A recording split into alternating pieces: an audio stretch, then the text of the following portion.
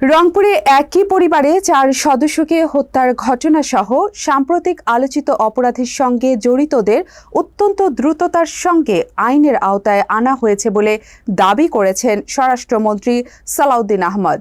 বুধবার রাজধানীর নয়াপল্টনে পবিত্র ঈদে মিলাদুন্নবী উপলক্ষে বিএনপি আয়োজিত এক আলোচনা সভা ও দোয়া মাহফিলে প্রধান অতিথির বক্তব্যে তিনি এসব কথা বলেন।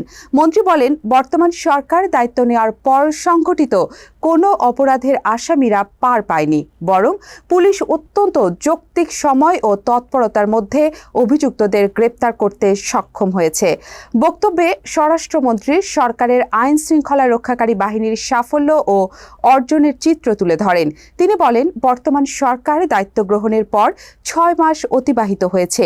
এই সময়ের মধ্যে দেশে এমন কোনো অপরাধ সংঘটিত হয়নি যার সঙ্গে জড়িতদের পুলিশ দ্রুততম সময়ে গ্রেপ্তার করতে পারেনি। একটি ঘটনাও এর ব্যতিক্রম নয়, আর এটাই বর্তমান সরকারের অন্যতম বড় কৃতিত্ব। রংপুরের মর্মান্তিক হত্যাকাণ্ডের ঘটনাটি উল্লেখ করে সালাউদ্দিন আহমদ বলেন, আলোড়ন সৃষ্টিকারী ওই ঘটনাটি ঘটার পরপরই আইনশৃঙ্খলা বাহিনী রাতভর অভিযান চালিয়ে মূল অভিযুক্তদের গ্রেপ্তার করেছে। অপরাধ সংঘটিত হওয়ার অল্প সময়ের মধ্যেই তাদের বিচারের আওতায় আনা নিশ্চিত করা হয়েছে।